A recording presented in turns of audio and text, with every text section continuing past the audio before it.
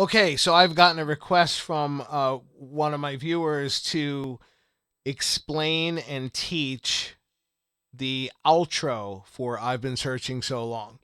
So, when I first started this channel several years ago, it was not with the intention of, having a YouTube channel so that people would just find my stuff and then I would get all these subscribers.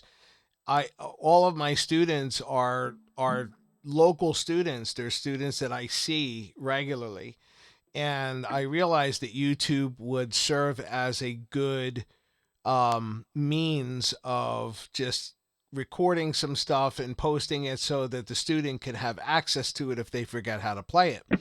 And I'm also one of the directors at a school where we put on shows. So you will hear in these videos, I'm using people's names because, again, I didn't have the intention of really doing the channel thing. So this video is made, if I'm not mistaken, for one of my students named Lainey from several years ago. And some of these videos that were not really intended for people to really, I mean, I'm glad that they've used it and it's leading to me wanting to develop this channel. But it's just really cool that some of these songs have gotten so much attention, and songs that I wouldn't have expected to have gotten a lot of attention. This particular Chicago song, I've Been Searching So Long, is actually one of my very favorite Chicago songs. And I could remember as a kid hearing this outro section and just being completely blown away by it. I was captivated by it, and I didn't know why. I didn't understand what it was about these chords that kind of just had this atmospheric sort of just takes you somewhere when you listen to it. And that's when I learned, or shortly thereafter, I learned about the magic of the flat major 7 chord. So let's talk about that for a second. Why is it even called this? Or the flat 7 major, however you want to say it, because major 7th is misleading. It sounds like that we're referring to a major 7th chord like that, but we're not. But let's talk about this. So I've Been Searching So Long. This outro sounds like it's in the key of A. So it, for the most part, is.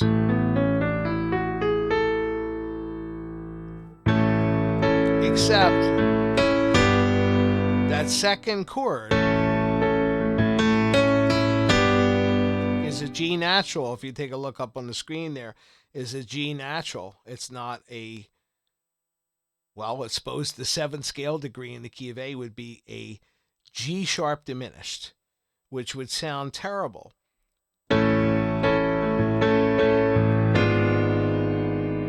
Right? It just wouldn't work. 7th chords are, diminished chords are kind of proprietary and they're used a bunch. And so in the context of a scale, the 7th scale degree is supposed to be diminished. So that would sound like this if we ran the whole scale. There's your A chord, that's your 1 chord.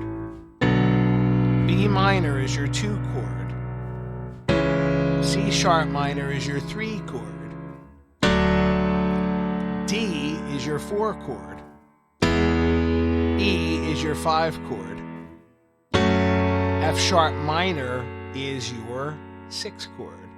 And then the 7 chord is a G sharp diminished. And then you're back to where you started. So it's very musical and it just fits the scale so beautifully.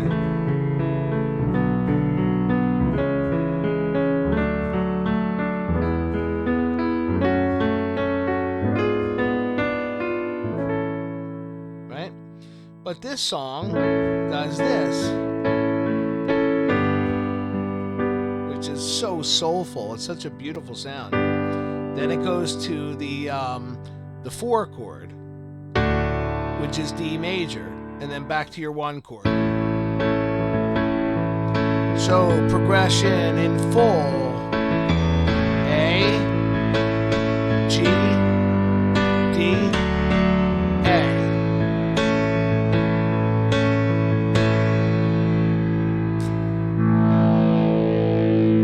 Terry Kath used a little phaser on his guitar. All right, so what's happening there? What are those notes that recur?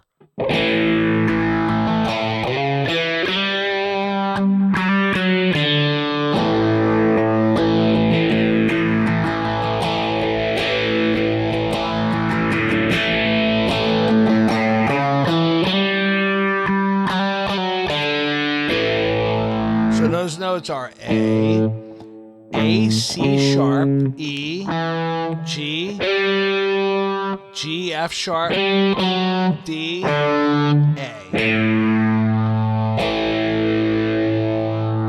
Getting a little bit more technical on you here. Because this doesn't stay true to the A scale, but it really is in the key of A. It's best to refer to this as A mixolydian. You've heard of Greek modes, I assume, and eventually I'll do a video explaining how modes work. But if you were to take a D scale,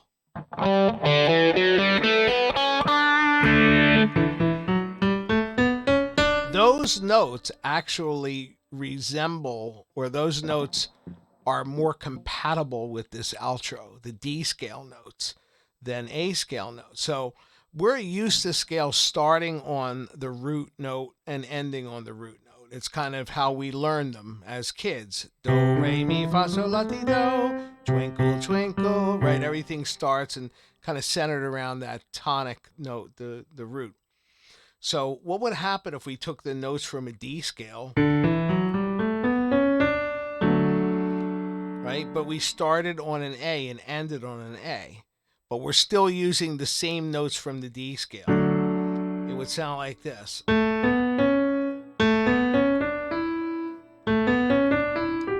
Whoops.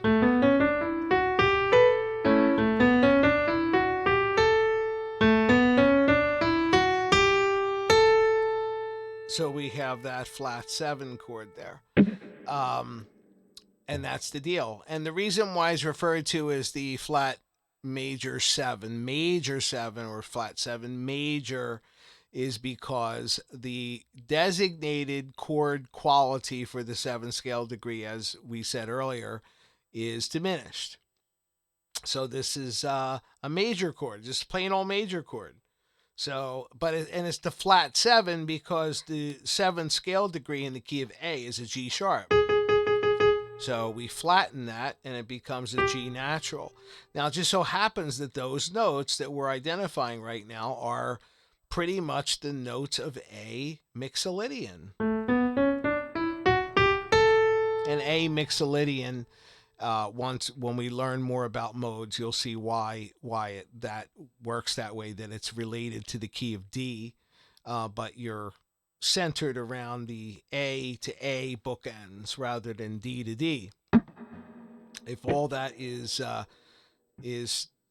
too much right now, that's totally fine. We could just jump right into the song and how to play this. All right, so I made a little instrumental accompaniment for this section of the song, just so we have something to play along with.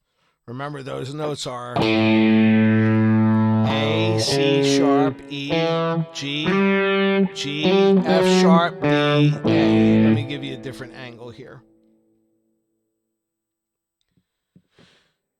Well,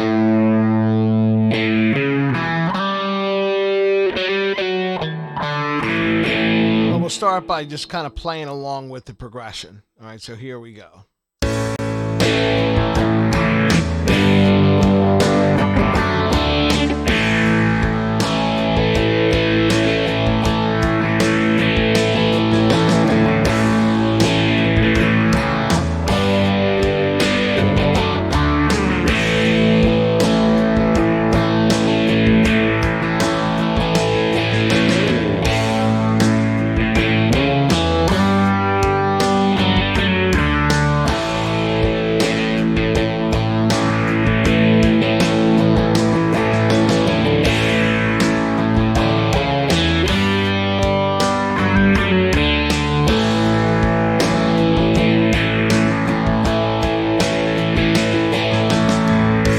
So that goes for quite a bit.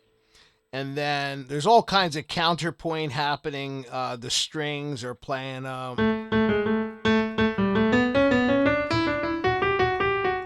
something like that. It does this really cool scale pattern, just kind of going like climbing up the A scale. Actually, A Dorian. Okay. So anyway, now the solo part of this, right? We are.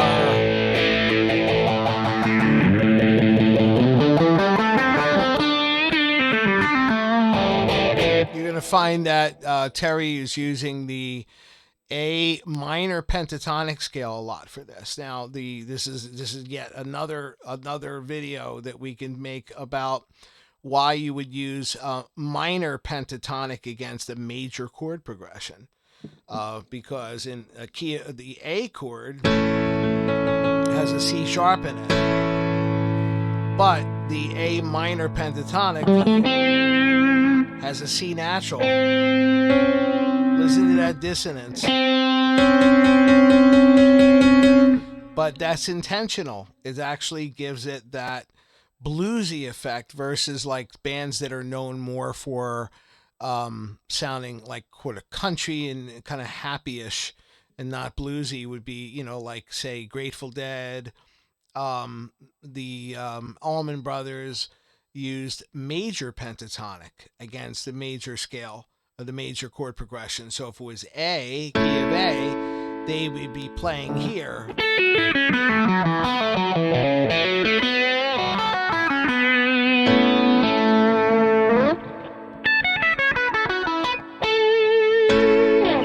Allman Brothers, right? But if you play A minor pentatonic against that A chord,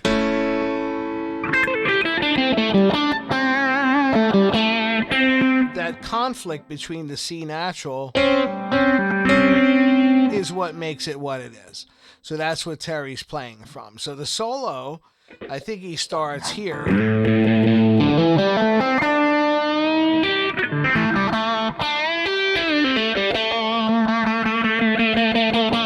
Then he does this pentatonic run, kind of like this. So he moves up. Then he does what David Gilmour is very well known for, the minor third bend.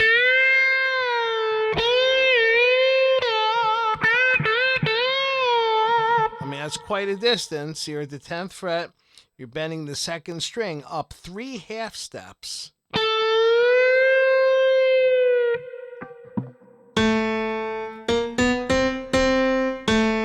You're bending an A to a C.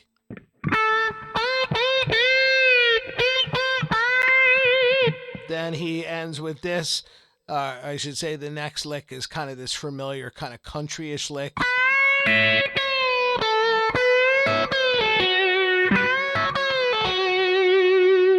Let me get you a little closer here.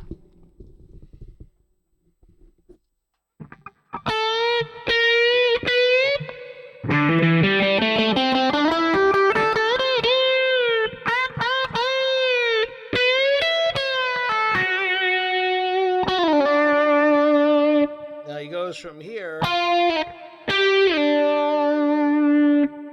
from this G to this D. So he could kind of ground himself back to the melodic value of the solo to fit the chord.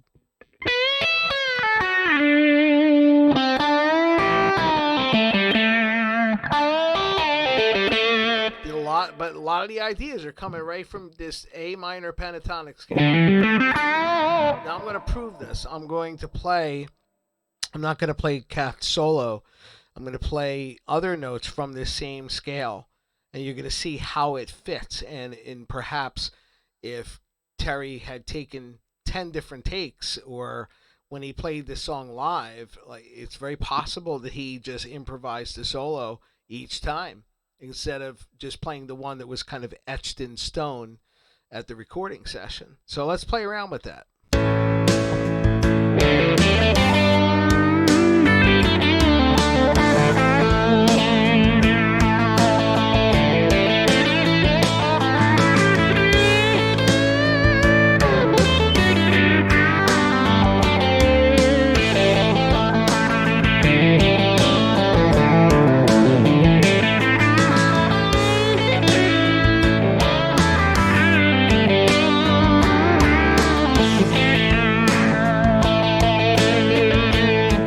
try his solo.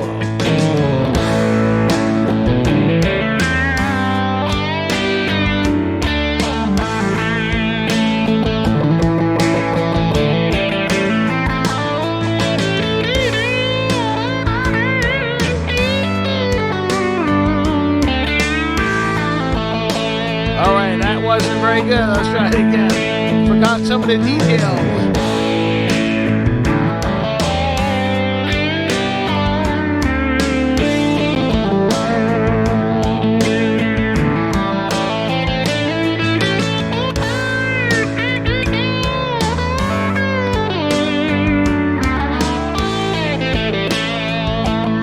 A little closer. I honestly don't remember all the details.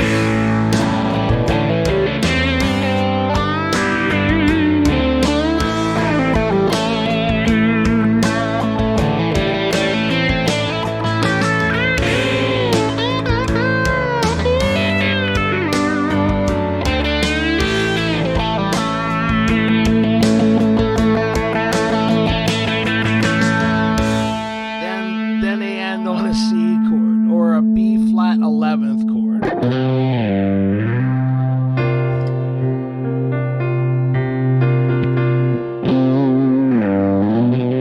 And Terry does this cool thing. He slides from the 8th fret to the 3rd fret and back to the 8th fret against that B flat 11th chord. Alright, so geez, we can go on and on about more details about this, like more of the theory behind this. And of course I could take some time to clean up that solo and play it more closely to what Terry Kath played. But the fact that I don't remember all the details is also indicative of my knowledge of where he got the idea from, rather than becoming entrenched in having a numerical or tabbed out representation, a paint by numbers method of playing what he plays. Just because you're able to walk in his footsteps doesn't make you a great guitar player. What made Terry Kath a great guitar player was that he didn't play the solo the same way twice. He just understood where to get the ideas from, but he wasn't tracing someone else's work. So that's the deal. I do have students that will ask for something note for note, and I will take the time to listen to each note and try my best to explain to them where the guitar player got the idea from. But in the end, they kind of just want the result of playing the solo. But then if you ask them to deviate from that and come up with something that's a slight variation, they may have trouble because they don't really have the toolbox. They just have the actual tools and instructions to build that one thing out of context. So I'm hoping that, if I get this channel off the ground and I can take the time, just like I do with my in-person students, to explain the benefits of understanding where something comes from. So anyway, I sure hope that this video took you where you needed to go, and we'll see what happens. Please comment and please subscribe. Please. Thank you.